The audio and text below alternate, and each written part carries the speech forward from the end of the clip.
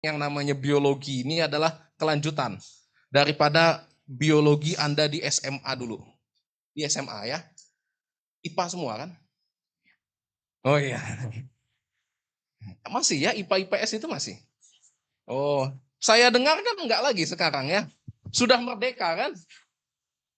Jadi siapapun bisa masuk sini gitu ya. Ya, boleh lah ya. Cuman enggak tahu nanti bisa. Yang sudah belajar IPA dari SMA aja megap-megap masih sampai sini gitu ya.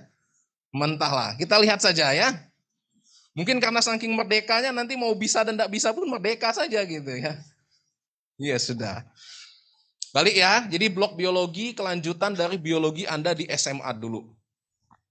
Dan lebih tepatnya kan banyak, di SMA dulu banyak. Anda belajar itu mulai dari tumbuhan, mulai dari hewan, mulai dari manusia, bahkan itu bakteri, jamur, virus, dan lain-lain. Nggak keruan-keruan yang kecil-kecil itu disebut semua. Rame, banyak. Bedanya kalau SMA dulu itu banyak yang dibahas, tapi pembahasannya dangkal. Dangkal. Contoh, kalau manusia itu paling dibahaskan manusia tersusun atas sistem organ. Sistem organ itu apa saja? Kardiovaskuler misalnya. Endokrin, begitu-begitu doang. Apa itu endokrin? Hormon. Apa itu hormon? Hormon itu yang itu dok, yang insulin. Nah yang gitu-gitu paling cuman kan. Apa guna insulin? Insulin untuk menurunkan gula darah. Just it. Ya. Nah, karena Anda sudah masuk di Faculty of Medicine, maka kita akan fokus di biologi yang manusia, yang human. Jadi yang tumbuhan, yang hewan nanti dulu. Kan buat teman-teman yang masuk pertanian. Yang hewan buat teman-teman yang di Fakultas Kedokteran Hewan. Gitu ceritanya. Ya. Nah, jadi karena Anda masuknya ke Faculty of Medicine, maka Anda ke biologi yang manusia. Ya, jadi nanti Anda akan banyak diskusi, kita akan banyak membahas di situ. Tentunya sudah banyak kuliah dari kemarin, pengantar blok sudah, dan kuliah tentang pengantar sel sudah. Sel. Sel itu adalah inti daripada problem. Inti masalah skala Anda kuliah bertahun-tahun di Fakultas Kedokteran ini cuma ngotak-ngatik sel. Ya, mau jadi apapun Anda nanti sebagai ahli apapun, itu nanti kembali akan ke sel. Ya, ke sel. Tanpa sel yang sehat, maka tidak akan ada individu yang sehat. Itu kunci nomor satu. Jadi kalau Anda nggak paham sel, susah nanti Anda ketika mau memahami blok selanjutnya. Karena blok selanjutnya itu balik ke sel lagi. Ya, jadi di sini saya mau berikan dulu pemahaman kepada Anda urgensinya blok 3. Memang blok 3, blok dasar itu membuat ngantuk deh. Jadi bagi yang punya insomnia, susah tidur, itu kalau belajar blok dasar itu bisa tidur. Saking hebatnya gitu blok dasar itu. Karena membosankan. Membosankan, nggak tahu gunanya apa, dan lain sebagainya. Oleh karena itu sebelum kita masuk ke blok yang membosankan itu, saya jelaskan dulu urgensinya apa. Disinilah masalah itu dimulai. Di sel. Contoh, penyakit yang terkenal apa? Diabetes deh misalnya. Kalau COVID sudah lah, udah terlalu terkenal ya itu ya. Selama 3 tahun terakhir ini dia sudah sangat terkenal. Kita cari topik yang lain gitu. Bosan ngomong itu. Misalnya diabetes mellitus, DM. DM itu masalahnya apa? Ya kamu mungkin sering dengar, itu dok, gula darahnya tinggi dok. Itu dok, insulinnya yang bermasalah dok. Maka balik. Kenapa gula darahnya bisa tinggi? Karena ada masalah di insulin. Kenapa insulinnya bermasalah? Karena sesuatu yang menghasilkan insulin itu ada masalah kan? Pertanyaannya siapa? Pankreas dok. Iya pankreas itu gede coy. Ya memang kalau kalian lihat kecil pankreas, tapi sesungguhnya pankreas itu besar. Ada banyak sel di sana. Siapa? Ada alfa, ada beta, ada gamma, ada delta. Ada 4 jenis sel di pankreas. Oh iya ya dok, iya nggak cuma beta. Ada alfa. Kenalnya cuma beta kan? Nah, beta pankreas itulah yang terkenal. Padahal di sana ada alfa, ada beta, ada gamma, ada delta. Dengar-dengar sudah ada sel baru lagi di sana. Bukan sel itu baru muncul. Ya bukan sel itu baru muncul, sel itu sudah ada di situ. Hanya saja manusia baru mengetahuinya, ya.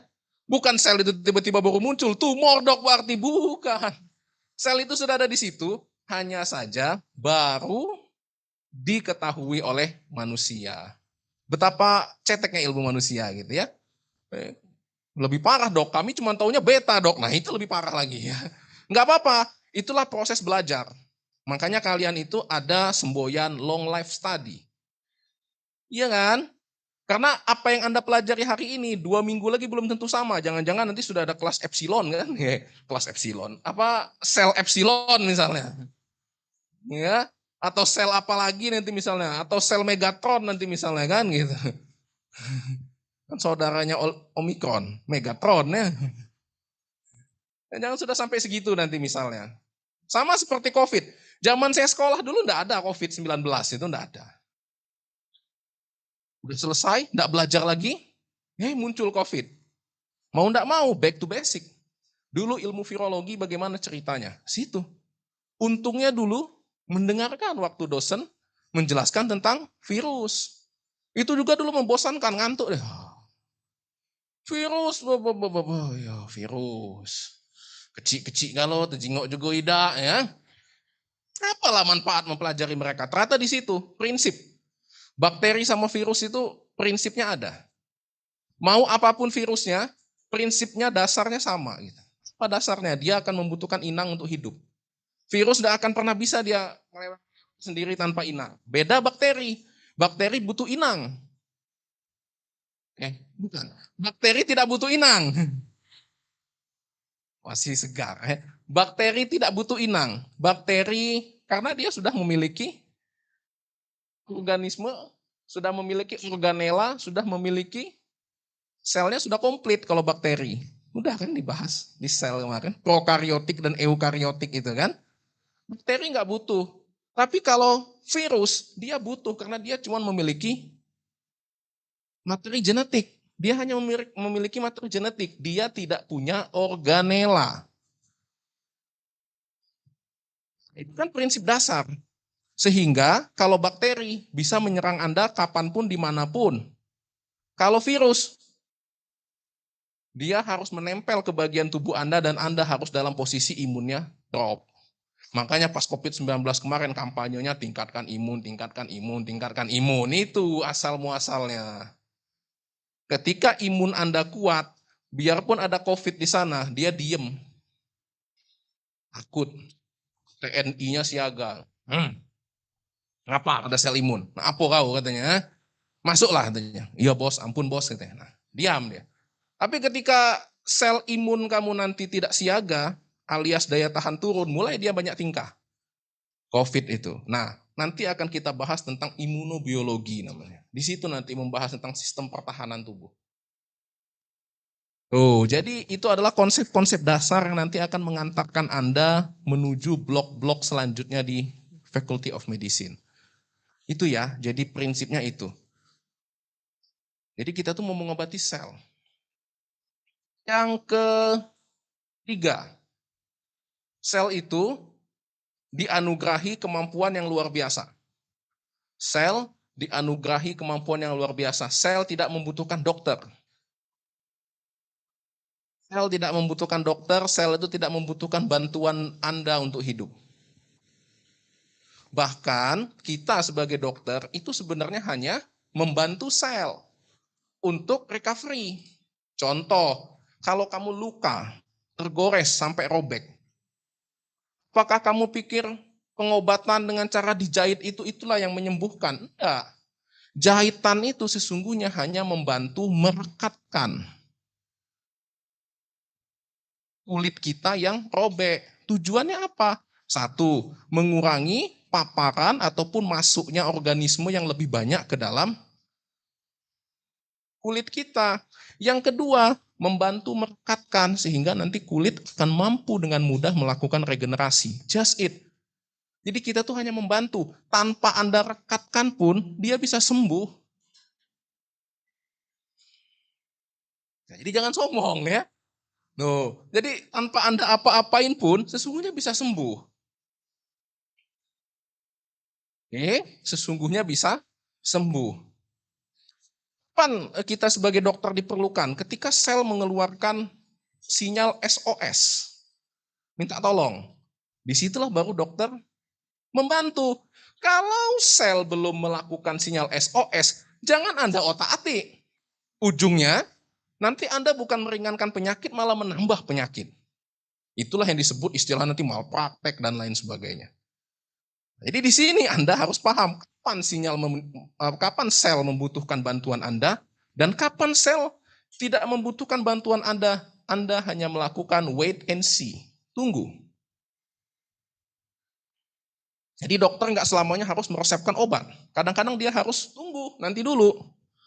Tahan dulu, jangan kasih obat. Kalau kasih obat bisa bahaya malah. Itu ya. Nah, jadi di sini nanti urgensinya di blok 3 yang panjang ini nanti. Memang membosankan dan bingung. Ya, apa sih gunanya belajar yang sebegitu banyak gitu? Nanti di blok-blok selanjutnya akan terjawab semuanya. Oke, pada kesempatan kali ini saya diminta untuk membahas tentang komunikasi sel. Iya kan? Komunikasi sel. Di kuliah tatap muka ini, saya mau menjelaskan ke Anda prinsip dan konsep daripada komunikasi sel. Secara detailnya, saya sudah siapkan Anda video. Ya, jadi Anda tidak perlu susah-susah ya mendengarkan saya gitu ya. Saya hanya menyampaikan di sini bagian inti dan konsep. How to understand ya. Bagaimana Anda memahami. Detailnya nanti saya sudah siapkan video, Anda silahkan tonton di situ. Silakan, bisa diulang-ulang, bisa sesuka hati Anda mau diulang berapa kali. Belum ngerti, ulang lagi. Belum ngerti, ulang lagi. Sampai bosan itu ya. Ya kan? Nah, karena saya tahu nggak mungkin sekali Anda langsung paham. Nggak mungkin.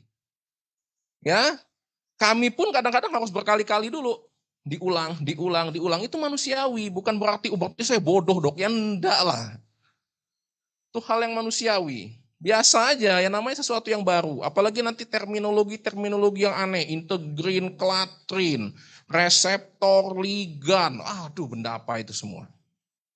Ya, itu nanti perlu diulang-diulang. Khusus kuliah saya loh ya. Kalau kuliah dosen yang lain, nah saya kurang paham ya. Sudah disiapkan video atau belum. Tapi kalau saya sudah ada videonya, nanti Anda silakan ulang-ulang di sana. Ya, jadi enak. Kesempatan kali ini kita intinya ngobrol aja gitu ya. Nah, kalau Anda mau detail nanti sudah disiapkan videonya. Tinggal kan nyantai.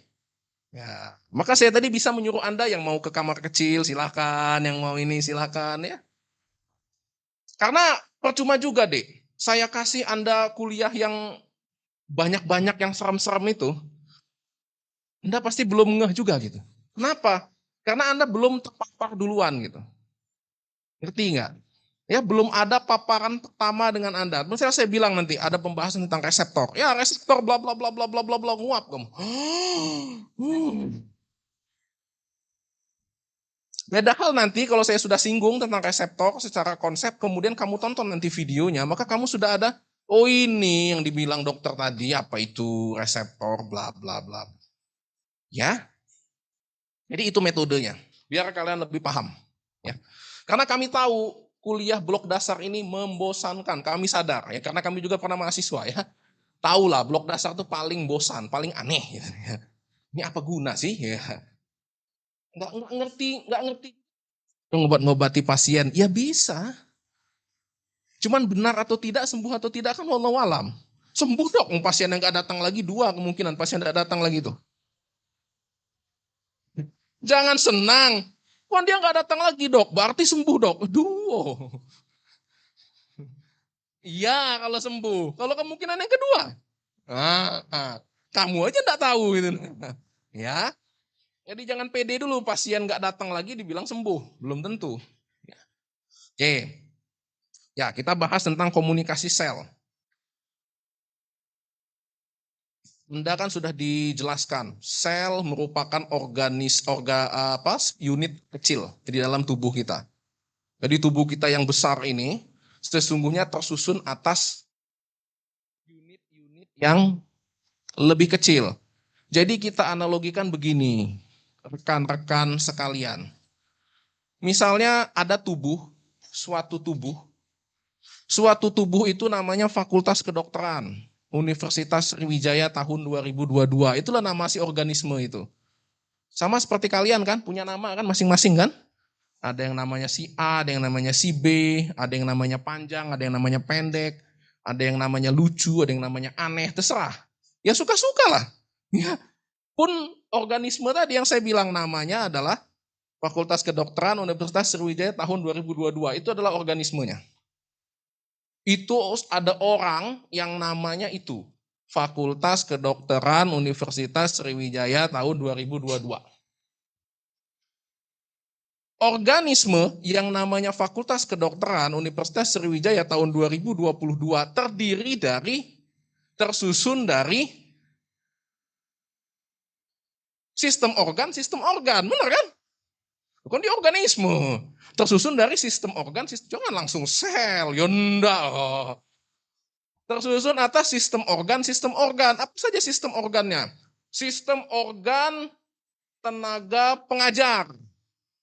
Dosen kan? Jadi ada sistem organ tenaga pengajar. Nanti sistem organ tenaga pengajar itu dibagi lagi menjadi organ-organ kan? Iya kan nanti dulu, jangan tiba-tiba langsung sel lagi. Kan organisme, sistem organ,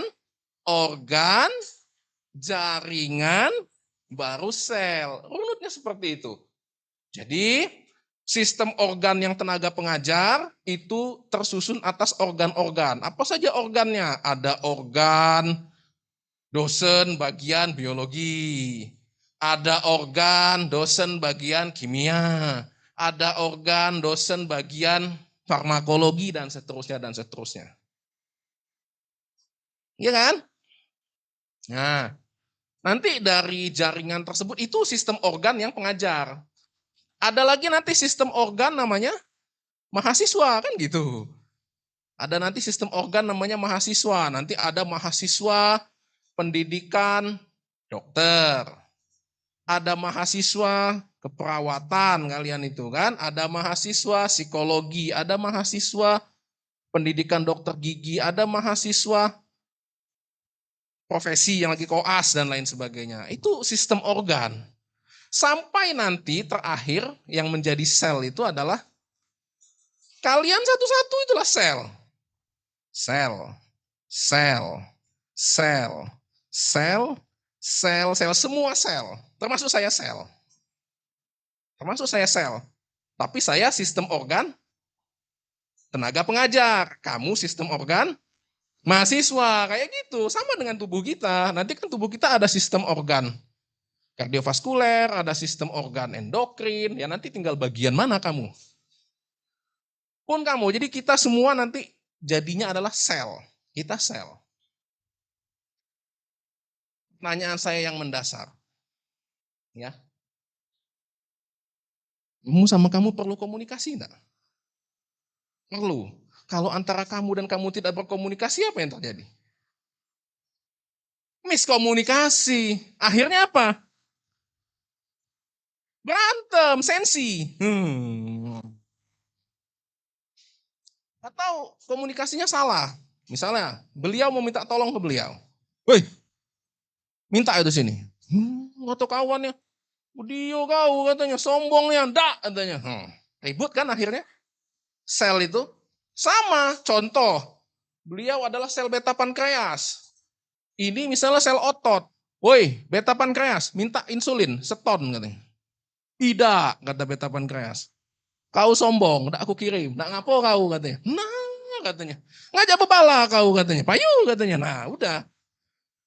Itulah terjadi nanti diabetes mellitus. Cuman gara-gara komunikasi. Jadi jangan remehkan komunikasi. Dengan komunikasi yang baik Anda bisa selamat. Dan dengan komunikasi yang kurang baik Anda bisa tidak selamat. Pun dengan kehidupan Anda nanti di Fakultas Kedokteran. Universitas Sriwijaya. Makanya kemarin Anda diajari template untuk menghubungi dosen. Karena itu adalah aplikasi dari pembelajaran komunikasi sel. Tuh. Jadi sel itu mengajarkan Anda banyak hal tentang kehidupan. Jadi kalau mau menjadi orang yang bijak, pahamilah sel. Karena sesungguhnya sebelum Anda ada, sel sudah ada lebih dahulu. Betul? Nah, kekacauan, keributan, segala macam di dunia ini berawal dari ketidakpahaman akan sel. Padahal kita semua adalah sel. Jadi jangan sombong. Mentang-mentang mahasiswa Faculty of Medicine. Pintar bro gitu kan. Gue nggak perlu. Lo fakultas mana lo? Lo fakultas apa? Hah, ada. Yang masuk passing grade-nya cuma 20 itu kan. Hah, gue dong. Nih mau masuk sini passing grade-nya 70. Nah, lo cuma 20 kan? Nah, pasti bego kan? Nah,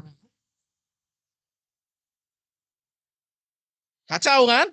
Nah, itulah permulaan terjadinya miskomunikasi. Bisa kamu maju? Enggak bisa. Enggak bisa. Jadi itulah seperti saya bilang, jangan pernah meremehkan siapapun di atas muka bumi ini. Hatta itu cuman tukang sapu. Mohon maaf ya. Atau mamang ojek online. Jangan. Tentang gue dokter. Spesialis, S2, S3, S tungtung, S balon, dan lain sebagainya. Ingat, kita nanti ujungnya semuanya sama kan? Dapat gelar terakhir yang sama, apa? ALM kan? Nah itu gelar terakhir, sama mau siapapun. Hah? Mau S tungtung, S balon, S apalah kamu semua, ujungnya nanti dapat gelar yang sama. S, apa ALM. ALM. Udah sama, berarti sama. Karena kita semua adalah sel. Sel. Ya. Nah, kuliah tentang komunikasi sel adalah belajar bagaimana Anda melakukan komunikasi dengan efektif. Sehingga miskomunikasi tadi tidak terjadi. Itulah kira-kira urgensinya.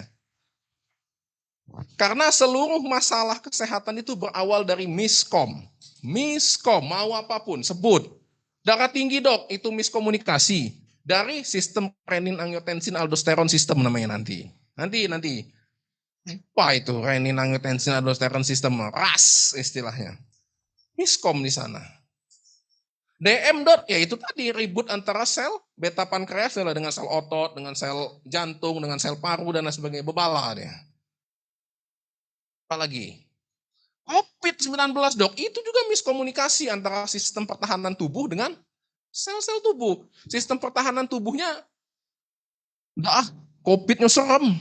Ada tanduk-tanduknya, aku takut anggoconya. Udahlah biarlah katanya. Dah katanya, berlari sistem pertahanan tubuhnya. Nah itulah. Akhirnya kan pasiennya nah itu wafat. Itu karena miskomunikasi. Coba, kalau miskomunikasi tidak terjadi, maka tubuh kamu akan bisa menghadapi berbagai ancaman dari luar. Goalnya itu. Maka tadi saya bilang tubuh Anda, kita semua, sel Anda masing-masing itu tidak perlu dokter. Dokter hanya diperlukan ketika sinyal SOS sama kayak kamu. Kamu misalnya butuh dokter nggak sekarang? Butuh dokter nggak? Enggak kan? Butuh dokter? Enggak. Butuh dokter? Enggak. Kapan butuh dokter? Kalau sakit dok. Nah iya. Kalau sakit dok. Kalau sakit pun apakah kamu langsung cek ke dokter? Enggak juga. Contoh kamu demam. Nah, diam ke dulu, tidur lah ya. Nanti juga sembuh. Nah, itu contoh lagi. Sel juga tidak selamanya membutuhkan dokter. Kadang dia cuma butuh istirahat saja. Just take a rest. Dah, tidur. Sembuh dia. Malah kalau Anda kasih obat macam-macam itu dia malah sakit. Itu sel.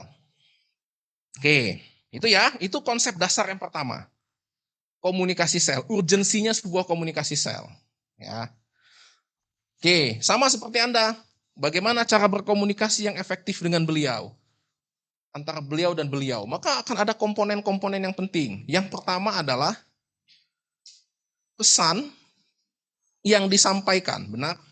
Atau pengiriman pesan. Ada pesan dulu, kalau dia cuma diam-diaman aja gimana tahu ini sama ini butuh ini butuh ini. Gimana mau tahu? Jadi diawali dari pesan. Ada pesan yang dikirimkan oleh si pengirim pesan. Apakah cukup dengan pesan yang dikirimkan saja? Tidak. Si penerima pun butuh alat penerima, betul? Contoh, beliau ngomong, "Woi, tolong minta pinjem pena." Beliau lagi pakai headset di kuping. Terdengar? Hendak. Ini mau marah habis itu kan, "Wih, sombong nih, aku lah ngomong cuman gini-gini aja dong." Kan salah dia, beliau lagi pakai headset. Itu artinya apa? Sinyal ada, tapi si penerimanya nggak ada. Kan sama aja bohong gitu loh. Ya, jadi harus ada pengirim, ya, harus ada pengirim dan harus ada juga yang menerima. Itulah prinsipnya nanti dalam sel. Sel ketika mau berkomunikasi antara sel satu dengan sel yang lain, dia akan mengirimkan yang namanya sinyal. Yang disebut namanya molekul sinyal. Ya, dia akan mengirimkan sinyal. Sinyal itu nanti disebut sebagai molekul sinyal. Molekul sinyal. Jadi misalnya sel A mau meminta sesuatu ke sel B. Maka sel A akan mengirimkan suatu molekul sinyal ke sel B. Dikirim. Namanya molekul sinyal. Molekul sinyal itulah nanti yang namanya itu macam-macam. Ya contoh aja kamu misalnya. Kamu berkomunikasi dengan beliau, beliau dan beliau berkomunikasi berdua itu kan bisa dengan berbagai modalitas. Benar? Bisa ngomong secara langsung. Ngomong pun banyak bentuk. Ngomong halus, ngomong keras, ngomong kasar, ngomong dengan bahasa lembut, bahasa halus, bahasa kasar, atau dengan menggunakan WhatsApp, Line, Telegram, apalagi itu. Nah itulah ya, Instagram, ya Facebook, apalagi itu. Facebook dok. Kalau zaman dulu ada namanya Friendster, nggak ketemu lagi kan. Nah, zaman saya itu. Sebelum ada Facebook itu Friendster namanya. Apa itu? Ya, kayak bangsa Facebook, ya kayak bangsa Facebook. Tapi belum seenak Facebook sekarang, Friendster itu. Aneh dia bentuknya, ya kayak SMS tapi online kayak gitu lah. Jadi kan banyak bentuknya. Sama nanti ketika sel A mau berkomunikasi ke sel B. Banyak bentuknya. Tergantung beliau ini mau minta apa. Kalau beliau hanya mau meminta sel yang di sebelahnya, perlu dia teriak-teriak. Yundak lah masuk. Pakai. Hei, sel B, njuk ke aku ini. Begini. Tanya kan. Kalau cuma sebelah begini, maka tentunya dia cukup menggunakan sinyal yang pelan aja. Hei. Atau malah cuma toel-toel aja pakai bahasa isyarat. Yo, kata kawannya, nah maksudnya pinjem pena ya, minjem. Nah, kata kawan. Cuma butuh begitu. Beda kalau si sel A ini mau komunikasi dengan sel Z di belakang itu nah. Ya, yang sedang menjagai AC di belakang itu ya. Beda kalau sel A ini mau berkomunikasi dengan sel Z yang ada di belakang. Ya. Maka enggak mungkin beliau mau pakai bahasa isyarat ataupun bahasa pelan. Pasti dia menjerit paling enggak ke sana. Woi, pinjem ini. Minimal menjerit. Kalaupun enggak mau menjerit, dia pakai media yang lain. Misalnya pakai WhatsApp, pakai Telegram, dan lain sebagainya. Di bawah itu ya, di bawah meja itu biasanya ada HP. Ya, saya tahu. Tuh. Boring. Dosennya enggak enak. Sudah, saya tahu ya. Karena itu kerjaan saya dulu ya. Gitu ya. Jadi kan bentuknya beda-beda. Benar? Kalau mau komunikasi dekat, ya sinyalnya lain. Sama kalau mau komunikasi jauh. Pun nanti di dalam sel. Makanya nanti di dalam sel itu ada molekul sinyal yang namanya beda-beda. Ada nanti yang namanya dopamin, ada yang namanya nanti epinefrin, ada yang namanya nanti asetilkolin, ada yang namanya insulin, ada yang namanya glukagon, ada yang namanya kortisol, ada yang namanya renin, ada yang namanya angiotensin. Semua yang aneh-aneh itu semua adalah molekul sinyal persamaannya. Itu apa semua itu, Dok? Semua itu adalah molekul sinyal. Cuma nama-namanya saja yang beda, sama dengan media komunikasi Anda tadi. Mau WhatsApp, mau Line, mau Facebook, mau Instagram, itu intinya sama, adalah untuk komunikasi. Pun di dalam sel. Contoh, asetilkolin. Asetilkolin itu adalah molekul sinyal untuk berkomunikasi sel-sel di sistem neuron nanti, sistem saraf. Jadi nanti kalau sistem saraf, kalian mendengar nanti ada istilah asetilkolin, norepinefrin, dopamin, nah itu semua adalah molekul sinyal sistem saraf misalnya. Akan berbeda nanti ketika masuk sistem endokrin. Kalau endokrin lain lagi molekul sinyalnya, nanti ada insulin, glukagon, kortisol, estrogen, progesteron, nah itu. Itu adalah molekul sinyal untuk sistem endokrin misalnya. Jadi gitu, jadi kan beda-beda. Jadi semuanya yang nanti aneh-aneh, yang dulu pelajaran biologi yang Anda dengar sangat banyak itu, pernah kan dulu waktu SMA kenal namanya asetilkolin, pernah dengar dong? Epinefrin, nah norepinefrin atau adrenalin, noradrenalin, pernah pasti mendengar hal itu. Maka kamu yang buat malesnya itu kan seolah-olah biologi itu adalah hafalan. Nah, iya. Itu adalah momok yang diturunkan turun-temurun dari zaman saya dulu gitu. Biologi itu adalah hafalan, itu kesalahannya. Dan fakultas kedokteran itu adalah fakultas hafalan. Nah, itu juga kesalahannya. Akhirnya kamu kerjanya cuman menghafal tanpa tahu apa yang dihafal, seperti kamu akhirnya membaca kitab suci. Nah, itu kan yang terjadi sekarang. Banyak yang fasih baca Al-Quran itu banyak. Tapi tidak tahu apa yang dibaca. Perbuatannya tidak mencerminkan apa yang dibaca. Itulah. Salahnya itu di situ. Ya, seperti itulah pula nanti kita memahami hal. Anda tahu banyak, udah pernah dengar asetilkolin, norepinefrin. Tapi itu tuh apa? Itu tuh apa? Itu yang membuat akhirnya kayaknya biologi, Faculty of Medicine itu adalah fakultas hafalan gitu. Padahal enggak. Anda kalau mau menghafal bisa mabok gitu. Ya, bisa mabok. Gimana itu ujian UKM PPD, ujian terakhir nanti kalau Anda mau sistemnya hafalan? Enggak bisa. Bisa meledak kepalamu. Ya, enggak bisa. Itu adalah sistem pemahaman. Ya. Nah, jam berapa sekarang, Dek? 11? Oh, 11.57. Masih ada sejam ya. Pernah dengar film? Oh, kalian belum lahir kali ya. Film Three Idiots. Nah, udah tahu ya? Oh, iya iya iya.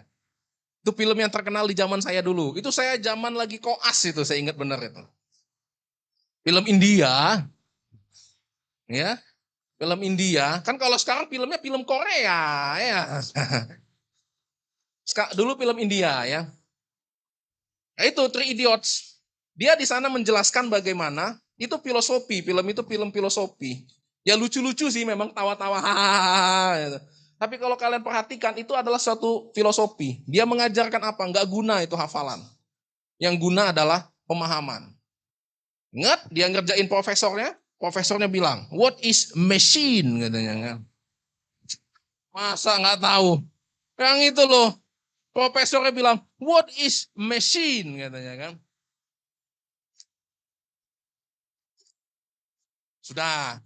Nanti cari di Google, ketik Three Idiots. Nah, tontonlah filmnya ya. Nggak percaya. Di Netflix nggak ada. Saya udah nyari. Itu kan film zaman dulu. Saya mau nonton lagi. Saya mau nunjuk anak saya kan. Kan lucu filmnya. Anak saya 8 tahun usianya. Udah 8 tahun. Udah ngerti lah nonton yang begitu kan. Saya cari di Netflix, Disney Hotstar. Nggak ada. Godok pencinta itu ya. Video apalagi lah itu nggak ada itu. Saya hanya menemukan di Blibli. Bukan blibli.com ya. Blibli itu nggak tahu. Pokoknya di Google kayak ada TV gitu. Blibli namanya. Ada di situ. Nah itulah saya menonton lagi. Nah, oh ini cocok ini filosofinya untuk disampaikan ke mahasiswa. Di Netflix ada ya? Oh ada ya. Tapi dia nggak ada subtitlenya. Cobalah nanti. Nggak ada subtitlenya. Ya pusing. Dia pakai bahasa India bro. Wah mak. Ada saya mumet nih. Benar ada tapi nggak ada subtitle. Nanti cari yang ada subtitle. Biar bisa lebih menghayati filmnya. Dok promosi dok. Enggak promosi. Saya tidak terlibat dalam film itu. Gitu ya. Jadi itu dia nanya profesornya, what is machine? Dijawab sama salah satu geng three idiot. Mesin adalah, kata dia, sesuatu yang membuat pekerjaan hidup menjadi mudah, katanya. Salah, kata profesornya. Bukan, katanya. Ada yang jawab lagi kan kawannya. Dia menggunakan bahasa buku. Mesin adalah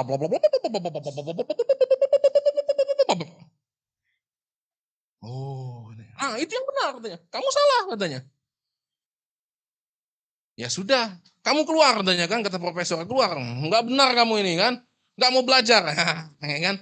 Kamu keluar ya dosennya kan, kamu belajar kamu ini. Padahal mungkin beliau itu bukan enggak mau belajar, tapi dia sudah paham, ya kan?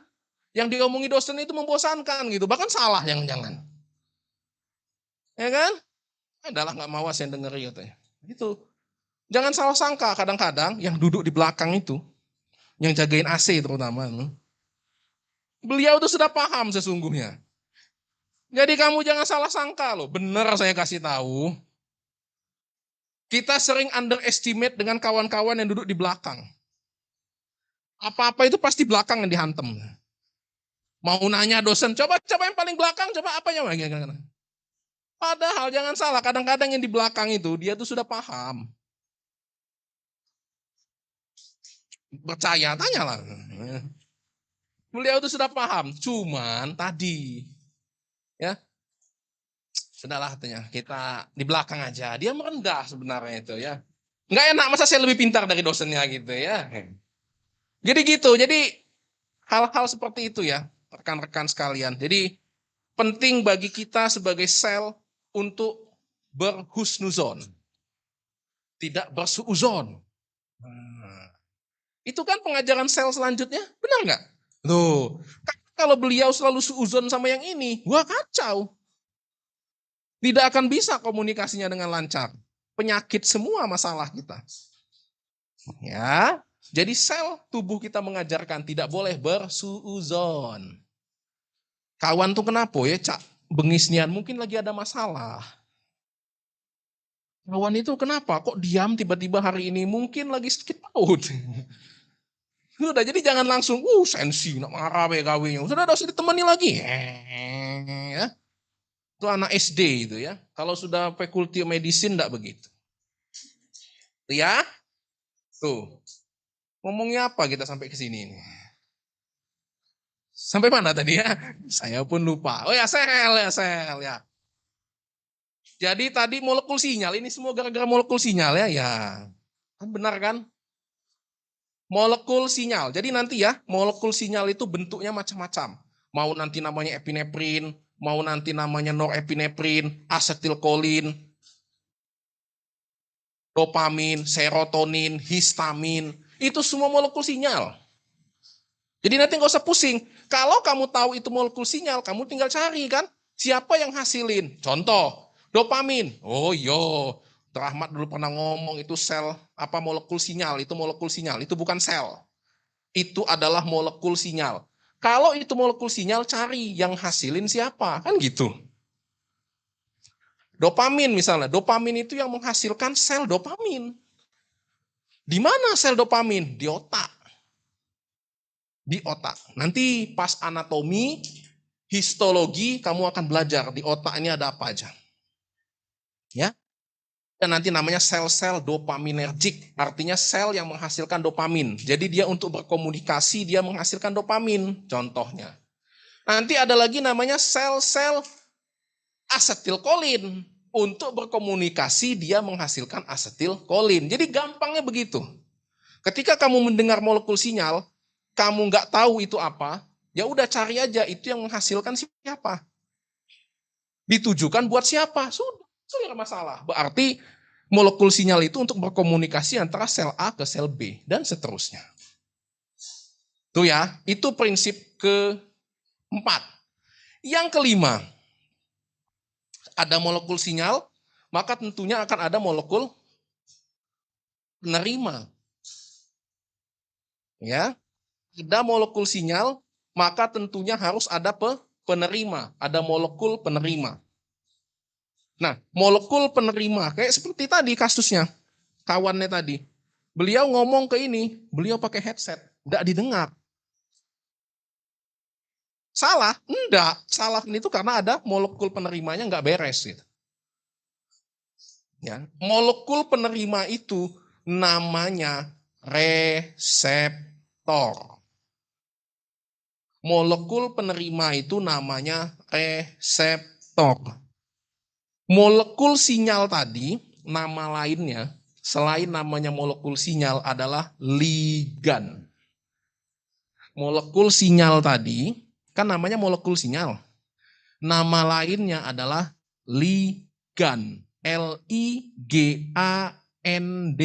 Ligan. Molekul penerima namanya adalah reseptor. Ligan akan selalu berikatan dengan reseptor. Itu hukumnya. Ligan akan selalu berikatan dengan reseptor. Ikatan ligan reseptor inilah nanti yang banyak diotak-atik oleh teman-teman farmakologi. Obat-obatan itu nanti mainnya gangguin ligan reseptor itu nanti. Ketika kalian blok farmakologi, buktikan omongan saya hari ini. Nanti obat-obat itu banyak kerjanya yang mengganggu ikatan antara ligan sama reseptor.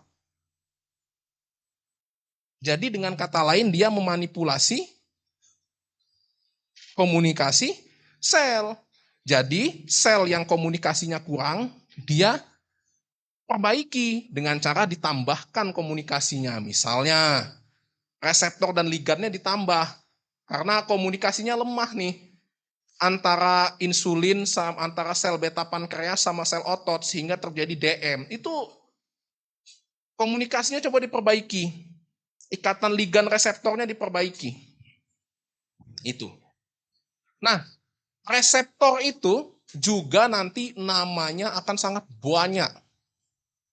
Tapi untungnya nama reseptor itu sesuai dengan nama ligannya. Jadi, kalau ligannya namanya insulin atau molekul sinyalnya namanya insulin, maka molekul penerimanya namanya reseptor insulin. Kalau ligannya namanya dopamin, maka nama reseptornya juga reseptor dopamin. Kalau ligannya namanya histamin, maka reseptornya namanya nanti reseptor histamin, dan seterusnya, dan seterusnya. Itu untung dan enaknya. Tapi memang banyak sekali namanya nanti. Ada histamin, ada serotonin, ada dopamin, ada insulin, ada estrogen. Banyak lah pokoknya. Yang nama-nama sudah dulu kamu dengar lah waktu SMA dulu. Mungkin sudah banyak kamu mendengar. Asetilkolin. Ya, kalau dalam sistem saraf otonom, nanti ada asetilkolin, norepinefrin, noradrenalin, ada nikotinik, muskarinik. Nah, ya kan, dalam sistem saraf otonom.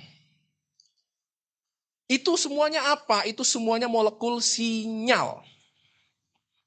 Cuman memang namanya banyak. Waduh dok, kalau gitu ya susah dok mau dihafalkan. Benar enggak? Ya gimana nggak susah? Coba. Ini namanya beda. Ini namanya beda. Sementara selnya ada banyak. Iya kan? Jadi kadang-kadang perlu nggak dihafal? Nggak usah. Saya nggak tahu nama beliau siapa gitu kan. Ini juga namanya siapa? Saya nggak kenal. Cuman saya ingat wajahnya. Ini kayaknya mahasiswa 2022 gitu. Namanya dok, lu nggak tahu saya, tapi ini mahasiswa. Nah, seperti itulah. Kadang-kadang ada seperti itu. Nanti kalian pun ketika belajar tuh begitu. Nggak perlu ya mau dihafal juga semua gitu. Cari clue-cluenya saja. Ya, kalau saya baca buku biasanya saya cari gambar nomor satu. Cari gambar. Ya buku textbook itu sudah pernah terlihat textbook. Tebal itu ya. Tebal. Sangat tebal. Masa itu mau dibaca semua, baru 2 lembar kamu sudah tidur. Sementara 2 lembar itu isinya adalah ucapan terima kasih, acknowledgement, terima kasih, makasih, makasih, makasih. Apa yang kamu dapat dari makasih, makasih ya? Nggak tuntas. Ya. Jadi cari itu pertama gambar. Karena apa? Karena di gambar itulah biasanya inti daripada masalah. Biasanya nanti ada skema, ada apa, itu dari situ. Baca dulu gambar, lihat gambarnya. Ngerti nggak baca gambar itu? Nggak ngerti dok. Cuman warna-warni aja, ada merah, kuning, hijau, panah-panah. Ke kanan, ke kiri, ke atas, ke bawah. Tapi nggak tahu mau apa itu panah itu. Baca penjelasan gambar. Di bawah gambar itu kan pasti ada penjelasan. Baca penjelasan gambar itu. Nggak ngerti juga sama penjelasan gambar itu, baca tulisan di sekeliling gambar itu. Nah, itu caranya membaca buku, textbook itu. Kalau enggak, kamu enggak akan bisa hatam-hatam textbook itu. Ya.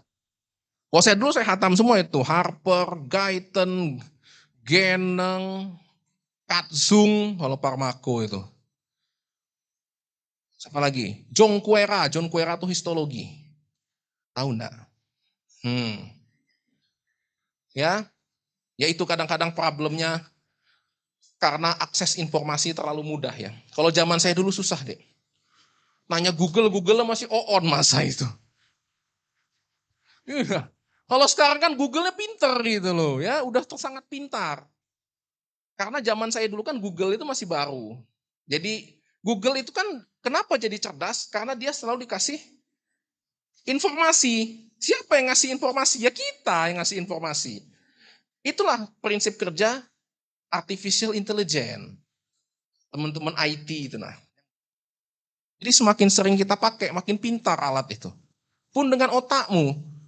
Kamu nggak pernah kamu pakai otakmu. Nah, jadi Google tahun 80 atau tahun 90-an nanti Google. Diketik error, tidak ditemukan. Tidak ditemukan. Nah, karena Google sekarang sudah sangat pintar, kadang-kadang begitu, mahasiswa itu cukup ngetik aja. Sel. Tuh keluar banyak sekali gambar sel. Cantik-cantik. Cuman yang jadi masalah, nggak tahu itu dari mana. Ya kan, nggak tahu tuh dari mana. Kamu cuma ngambil gambarnya doang kan, gambar, udah lah pokoknya ada keterangannya di situ, udah deh, cukup. Itu masalahnya kadang-kadang. Nah, kalau zaman saya dulu karena Google masih on, mau nggak mau akhirnya baca textbook. Maka tadi saya bilang, kalau biologi itu namanya The Cell. Wih, kayak judul film dok. Iya, The Cell. Ya, kalau kimia itu apa ya? Saya lupa namanya itu kimia itu. Apa kimia? Ya, itu dia itu namanya susah ya. Terus fisika. Ada fisika, kalian ada fisika nggak ya? Apa? Nggak tahu saya fisika. Fisika, habis itu biologi. Nah, kalau biologi itu saya tahu The Cell, kemudian Campbell. Pernah Campbell? SMA sering tuh pakai Campbell. Ibo itu nah bukunya anak-anak Ibo itu biasanya itu. Ibo tahu Ibo? Ya, International Biology Olympiad ya. Nah, saya kan dulu Ibo ya. Ya sehingga tahulah buku itu begitu dosen biologi dulu itu kan. Buku yang kita baca adalah Campbell. Oh, Kawan, Campbell. Buku apa itu Campbell? Tenang bro, tenang. Ya, saya punya di rumah Campbell. Ya, ada enak. Kayak gitu zaman itu ya, Campbell, The Cell. Tapi enak The Cell daripada Campbell. Campbell itu masih sangat umum. Yang paling enak The Cell. Biologi. Kemudian anatomi. Awas ya. Anatomi nanti kamu jangan main-main bener anatomi. Anatomi jangan main-main. Di Azhar kan. Tahu kan? Itu dosen saya juga dulu ya. Itu kalau beliau ngajar biasanya tidak, kalau ada jarum jatuh ke lantai kedengaran.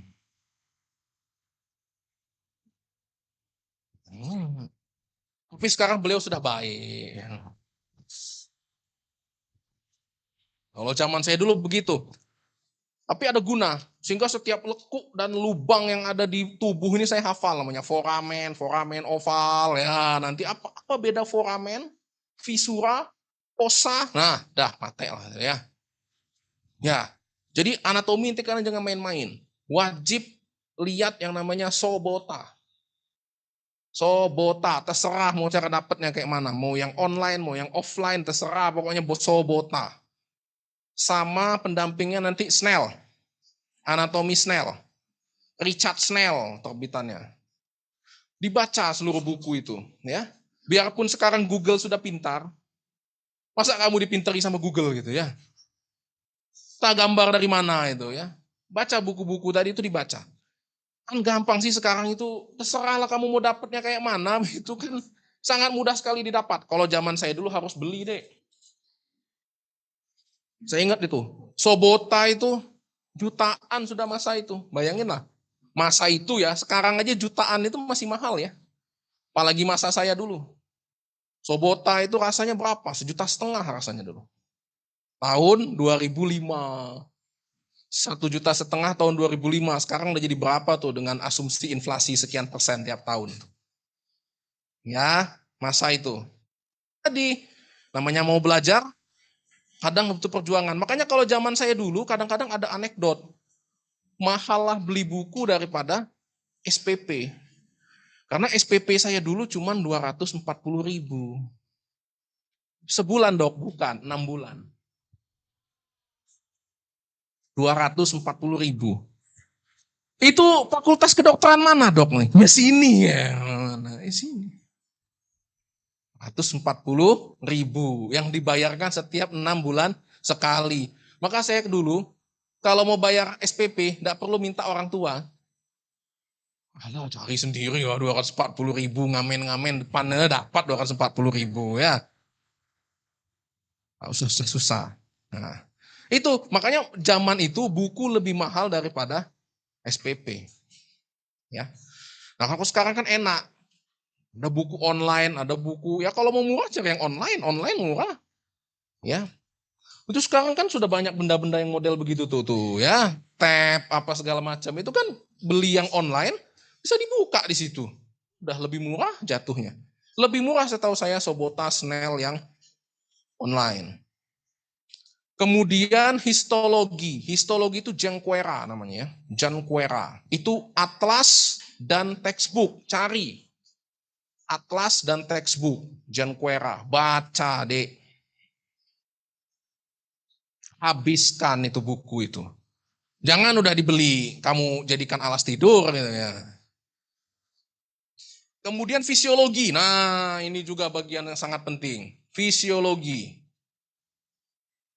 Ya, kalau kuliah kita hari ini komunikasi antar sel, nanti kalau fisiologi komunikasi antar organ, sistem organ. Ada lagi nanti komunikasinya. Ya, semuanya beranjak dari komunikasi sel. Itu fisiologi. Fisiologi itu Guyton, Geneng, Sherwood. Itulah 3 bukunya itu. Cuman nggak tahu nanti kalau kata dosen fisiologi ada buku baru lagi. Cuman kalau zaman saya dulu, Guyton, Geneng, Wood. Guyton itu adalah buku yang paling tebal, segini. Dari sini sampai sini. Nah, tebalnya itu nah. Guyton. Ya mungkin kan kalian sekarang banyak ketemunya online. Online kan nggak terbayang tebelnya kayak mana, cuma terlihat sekian ribu halaman. Tapi kalau saya dulu bukunya offline semua, segini saya ingat sekali. Jadi kalau membawanya itu, apa dia buku ini tebalnya itu ya. Itu, Guyton. Baca ya, fisiologi itu wajib itu. Jangan main-main nanti blok fisiologi. Kamu kalau blok fisiologi lewat, bahaya. Fisiologi, abis itu nanti mikrobiologi. Mikrobiologi itu. Mikrobiologi itu bangsanya nanti kamu belajar virus, bakteri, dan lain sebagainya. Awas. Nah, sesungguhnya nanti masih banyak ancaman COVID selanjutnya gitu. Kamu lahir tahun berapa? 2000? Oh, 2004, 2005. Wulo, saya udah kuliah kamu baru lahir ya. Nah, tahun 2003 itu sebenarnya sudah ada COVID itu. Namanya dulu SARS. Dulu namanya SARS-CoV-1. Makanya yang COVID hari ini itu namanya SARS-CoV-2. Kamu pernah terbayang nggak kenapa namanya SARS-CoV-2? Karena dulu pernah SARS-CoV-1. Itu tahun 2003. Dalam waktu 16 tahun, dia belajar. 16 tahun dia belajar. Sehingga dia berubah menjadi SARS-CoV-2. SARS-CoV-1 dulu, dia cuman dari kelelawar ke manusia. Gampang, bereskan kelelawar, selesai perkara. Makanya dulu di RSMH, di belakang itu ada gedung namanya SARS Center. Udah nggak ada lagi sekarang. Karena saya dulu masih ngeliat. Karena saya 2005 sudah kuliah, itu kejadian 2003. SARS-CoV-1. Gampang. Babas, selesaikan kelelawar, ya udah hilang. 16 tahun dia belajar. 2019 dia pintar. Dia bisa pindah dari manusia ke manusia. Sudah. Jadilah COVID-19. Geger kan dunia. Nah, sebagai informasi lagi deh. 2005, 2006 waktu itu, kamu baru lahir berarti. Itu ada namanya kasus flu babi. Selang setahun kemudian ada namanya flu burung. Pernah terdengar? Itu simpel juga masalahnya. Cuman dari babi ke manusia. Babinya habisi, selesai. Burung juga begitu. Dari ayam, dari unggas ke manusia. Ayam unggasnya habiskan, aman. Ingat, SARS-CoV-1 sudah ada. Jangan-jangan nanti akan ada flu babi 2, flu burung 2, dengan transmisi from human to human. Jadi ancaman COVID seperti ini masih akan ada beberapa tahun ke depan. Jadi kalau Anda tidak memiliki kekuatan di bidang mikrobiologi, bisa gawat. Jewetz nama bukunya. Jewetz. Jawetz. Jewetz, mikrobiologi Jewetz. Saya ingat benar itu. Ya, bukunya itu mikrobiologi. Habis itu farmakologi. Farmakologi obat ya. Tentang obat-obatan. Itu bukunya Katzung. Katzung. Katzung. Katzung. Atau Goodman-Gilman. Farmakologi Goodman-Gilman. Tuh cari semua buku itu mulai hari ini. Jangan nunggu blognya. Apalagi ya. Udah lacaknya itulah dulu ya. Carilah itu semua. Ya. Jadi balik ke sini tadi. Jadi molekul penerima namanya adalah reseptor. Reseptor. Ikatan ligan dan reseptor itulah yang bisa memicu komunikasi sel. Kalau ligan tidak terikat dengan reseptor, maka komunikasi sel tidak akan pernah terjadi. Pun sebaliknya, misalnya komunikasi selnya terlalu intens, sangat berteman dekat, very very close friend. Ujungnya apa? Ketika dosen jelasin, si sibuk ngobrol kan? Itu perlu dikurangi nggak akhirnya komunikasi selnya? Perlu. Akhirnya ikatan ligan dan reseptor harus diputus. Misalnya, mendekat. Dosen jelaskan masih. Masih lewat ya di bawah ya ngetik-ngetik begini-begini. Itu tuh komunikasinya terlalu intens. Bahaya juga. Jadi segala sesuatu di tubuh kita kalau yang terlalu bahaya, terlalu berlebihan ataupun terlalu kurang tidak bisa. Di situ nanti intervensi farmakologi bermain. Obat itu nanti di situ mainnya titiknya. Maka tadi saya bilang, mau belajar obat, ini sel harus clear. Kalau enggak nanti kamu bingung.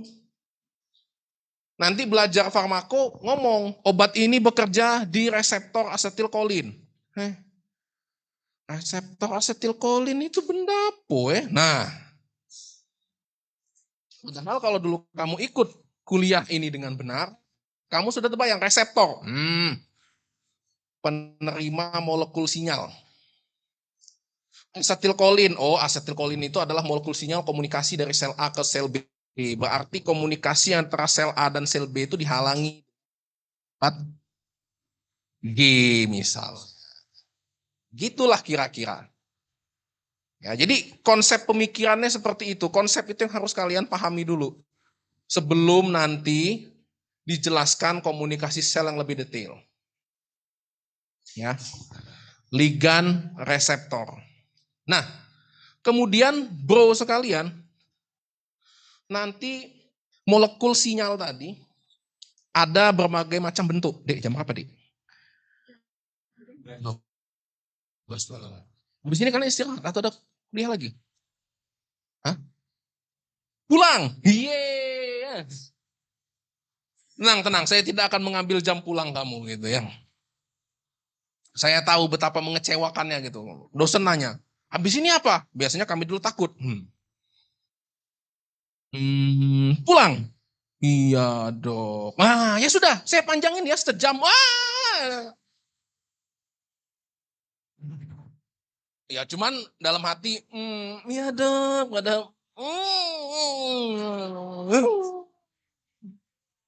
Ya tuh. Atau sebaliknya kan? Jam berapa? Saya harusnya sampai jam berapa? Sampai jam 1 dok. Sekarang setengah 1. Ya sudahlah, saya cukupkan dulu. Wah, dari bawah begini-begini tangannya. Yes. Kayak enggak. Ada tahu kerjaan mahasiswa ya. Oke. Jadi tadi molekul sinyal ada bentuk-bentuknya lagi deh. Ada 2 bentuk utama. Ada yang dia larut sama air dan ada yang tidak larut sama air. Si ligan tadi, molekul sinyal tadi, ada yang larut di air dan ada yang tidak larut di air. Kenapa penting? Karena tubuh kita isinya air semua. Kan kalau dia tidak bisa larut di air bahaya nggak? Kalau dia bisa larut di air aman. Karena tubuh kita isinya air. Jalan raya utama yang ada di dalam tubuh kita itu yang disebut sistem peredaran darah. Arteri, aorta, arteri, vena. Itu adalah sistem highway, sistem jalan raya yang ada di dalam tubuh kita. Anda bisa bayangkan, Jalan Jenderal Sudirman, Jalan Dr. Muhammad Ali, Demang Lebar Daun. Nah itu adalah sistem pembuluh darah di tubuh kita. Kalau jalan itu macet gimana? Gak sampai rumah kami dok. Nah macam itulah. Anda bisa bayangkan, kalau nanti terjadi kemacetan di sistem pembuluh darah, maka molekul sinyal nggak nyampe. Contoh, pada kasus stroke. Stroke itu kenapa sih lumpuh-lumpuh begini-begini itu? Ya kan dia lumpuh separuh badan. Sehingga begini-begini kan jalannya itu. Kenapa? Itu karena highway, jalan menuju ke otak yang mengalami kerusakan itu putus. Kalau jalan ke sana putus, bisa. Molekul sinyal, makanan, oksigen masuk ke sana? Enggak. Kalau nggak bisa apa yang terjadi? Mati. Kamu nih contoh, kamu lagi di ruangan ini, tiba-tiba seluruh jalan menuju ruangan ini tertutup. Sehari sih enggak apa-apa. Kalau bertahun-tahun, mau kayak mana? Nah, itulah yang terjadi. Akhirnya sel yang ada di wilayah yang terisolasi karena stroke tadi, itu mati semua. Akhirnya jalannya begini-begini. Karena sel yang mengatur itu mati semua. Akhirnya nggak berfungsi separuh. Nanti di anatomi kalian pelajari, otak kanan akan mengontrol bagian kiri dan otak kiri akan mengontrol bagian kanan, kebalik. Itu yang disebut namanya nanti decussatio pyramidalis. Nanti tunggu di anatomi. Decussatio pyramidalis. Nanti ketemu lagi tahun depan saya tanya ya decussatio pyramidalis. Kalau masih tidak tahu, tak cubit kamu semua. Sama itu kemarin angkatan 2021. Saya udah kasih tahu decussatio pyramidalis. Ketemu lagi tutorial setahun kemudian. Udah blok anatomi. Udah dok. Decussatio pyramidalis. Nanti akan kami cari lagi dok. Kapan kamu mau nyarinya? Kata saya bloknya udah lewat. Alasannya itu di anatomi nanti. Ya itu saya bilang. Otak kanan ngontrol kiri, otak kiri ngontrol kanan.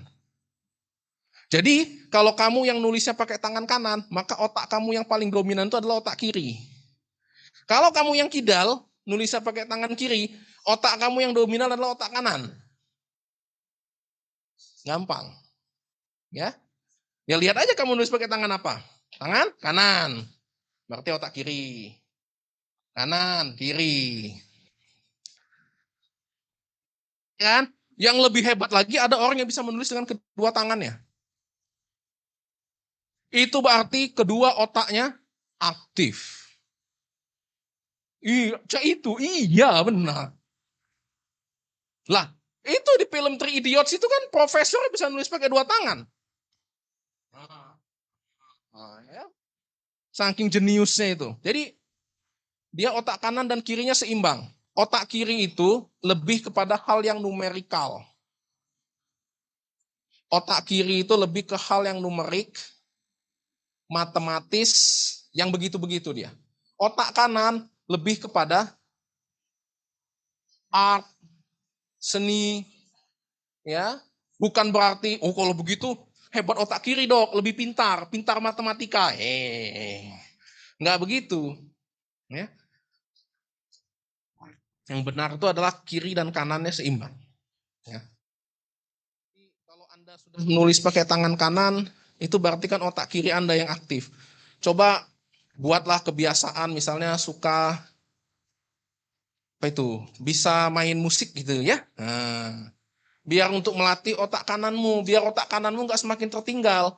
Kalau nggak nanti otak kirimu sudah berkembang sampai mana, otak kananmu masih ngeriut. Ya, itu. Persimpangannya itu namanya di decussatio pyramidalis. Itulah tempat persimpangan. Kalau stroke tadi terjadi di atas atau di lokasi decussatio, itulah dia yang lumpuh sebelah. Ya nanti ya pas anatomi, cuma dengarkan. Nanti pas anatomi cari itu. Di batang otak letaknya. Jadi highway utama di dalam tubuh kita adalah pembuluh darah. Molekul sinyal, nah pembuluh darah itu isinya adalah darah. Namanya saja pembuluh darah, isinya darah. Darah itu hampir 60% isinya adalah banyu, air ya. Air, 60%-nya isinya adalah air. 40%-nya sel darah. Ya plasma itu air ya. Plasma itu ya air. Cemtu dok. Yoi. Ya. Jadi hampir 60% isi pembuluh darah kita adalah air. Makanya kalau nanti molekul sinyal itu larut di air akan sangat mudah dia untuk bertransportasi melewati pembuluh darah. Kalau molekul sinyal itu tidak bisa larut di air, dia akan susah transportasi melalui pembuluh darah. Benar? Jadi gimana dok? Terus apa guna molekul sinyal yang tidak larut air ini? Katanya tubuh tadi hebat, uji dokter tadi hebat tubuh itu. Ngapalah Judium buat? molekul sinyal yang tidak larut air. Harusnya buat molekul sinyal yang larut air saja dong. Benar nggak? Nggak hebat dong berarti tubuh. Enggak, Anda perlu ingat. Nanti sel ketika dia berkomunikasi dengan sel yang lain akan tiba di dinding sel atau membran sel. Sorry, bukan dinding, membran sel. Pertanyaan saya, membran sel itu terbuat dari apa ya? Apa? Fosfolipid atau bahasa anunya lipid bilayer. Jadi tersusun dari apa itu lipid bilayer itu? Lipid, Dok. Lipid itu apa bahasa mudahnya? Lemak. Lemak itu bahasa mudahnya apa lagi? Minyak. Air sama minyak bisa bersatu enggak?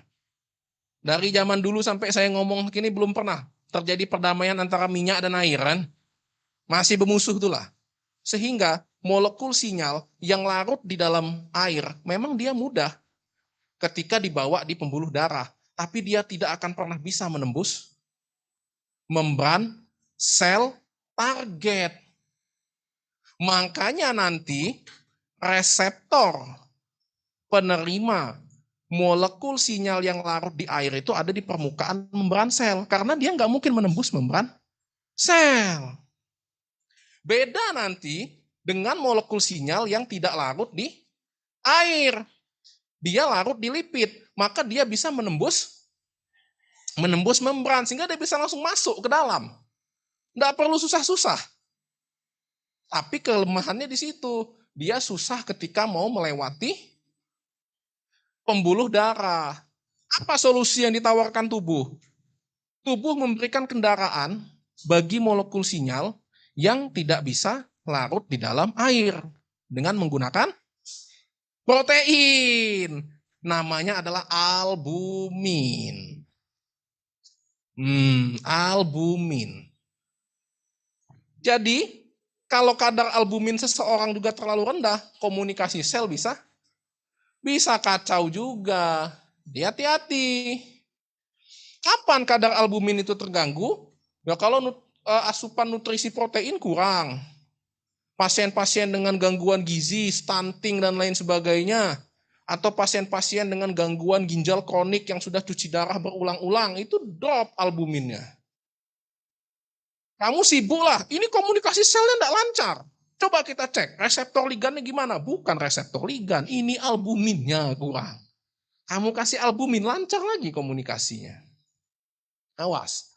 Jadi ada albumin. Albumin itu sebagai kendaraan yang digunakan untuk membawa molekul sinyal yang tidak larut di air. Dibawa sama albumin. Ketika sampai di membran, molekul sinyal ini karena dia larut di lipid, dia langsung bisa nembus lipid bilayer. Sehingga dia langsung bisa masuk ke dalam nukleus. Masuk sel langsung bisa masuk nukleus. Langsung bisa memicu transkripsi translasi nanti kuliahnya. Entah besok, entah lusa kuliahnya sentral dogma itu. Yang tentang sentral dogma. Serem dok judulnya, iya. Pikir apaan sentral dogma itu ya.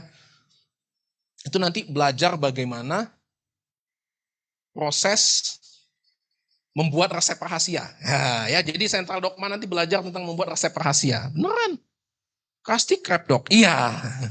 Seperti itulah nanti ya. Nanti kita belajar tentang SpongeBob, Patrick, Tuan Crab dan Plankton. Ya. Sentral dogma itu seru sesungguhnya. Enggak serem, judulnya aja serem. Tapi sesungguhnya dia belajar tentang SpongeBob.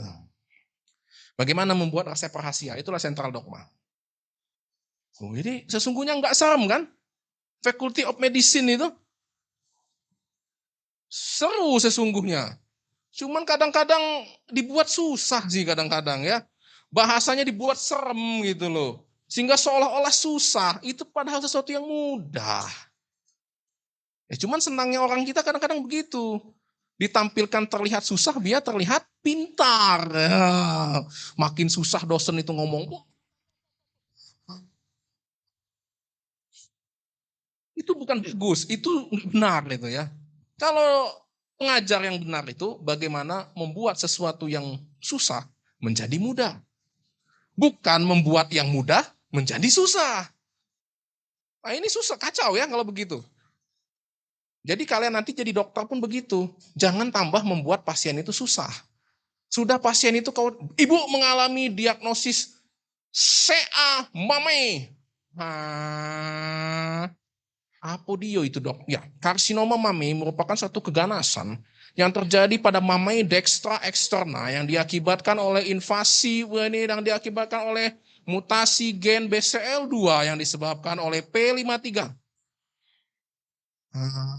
Meninggal. Meninggal pasien yang dengar kamu jelas ke itu dia. Bukan tambah sembuh, meninggal pasiennya. Pasien tidak butuh yang begitu deh. Yang pasien butuhkan adalah dokter yang bisa menjelaskan sesuatu yang susah menjadi mudah. Itulah dia datang ke kamu. Kalau dia datang ke kamu tambah jelimet urusan, nanti dia ke dokter. Oh dia, mak aku tanya Google katanya. Jadi itu ya, goal kamu jadi dokter, jangan kamu pikir semakin jelimet kamu jelas ke barang itu makin dipandang pintar kamu sama pasien. Enggak. Enggak mau lagi pasien datang. Put. Jadi jelaskan, oh saya amame itu kanker di payudara. Serem kan? Serem. Itu kenapa dok? Itu dipicu oleh suatu, gini bu, kan payudara itu terdiri dari sel-sel. Wah, saya dulu kuliah sel bu. Ya. Selnya itu membanyak, tidak terkontrol. Jadi dok solusinya ya kita kontrol perbanyakannya sehingga selnya tidak banyak. Yang sudah kebanyakan kita buat dia segera wafat, segera meninggal. Nanti kita buat dia meninggal dengan dua cara, Bu. Bisa su'ul khotimah atau dengan husnul khotimah, Bu. Bisa cak itu dok ya, bisa. Seperti kita lah, Bu, di dunia ini. Mau meninggal dengan baik-baik atau mau meninggal dengan rusak-rusakan. Bisa, sel pun bisa. Beneran, nanti ada kuliahnya. Kapan ya? Entah Kamis, entah Jumat, entah lupa saya. Nanti ada dua. Ya, ada kapan sel. Ya, silakan. Nanti kapan sel itu mau wafat secara husnul khotimah dan wafat secara su'ul khotimah. Itu bisa. Bedanya apa nanti hari Kamis atau Jumat ya? Nah, hari Jumat lebih bagus ya. Biar Jumat berkah menjelaskan tentang su'ul khotimah ya. Iya. Sampai ke situ ya. Tuh, sel itu mengajarkan banyak hal kan? Nah, maka saya bilang tadi, semangatlah belajar sel karena kamu akan menemukan sisi kehidupan di sana. Ya jangan otak kiri aja yang dikasih nutrisi terus, kanan juga dong, kan gitu ya. Itu sampai mana tadi ini? Gara-gara sentral dogma ini ngerasa ini ya. Dah, balik lagi. Ya, jadi tadi reseptor pun ada dua jenis. Ada reseptor yang letaknya di permukaan membran sel dan ada reseptor yang letaknya di dalam sel. Jadi bukan berarti molekul sinyal yang langsung masuk ke dalam sel tadi nggak perlu reseptor, tetap. Tapi reseptornya di dalam sel. Namanya itu nuklear reseptor istilahnya.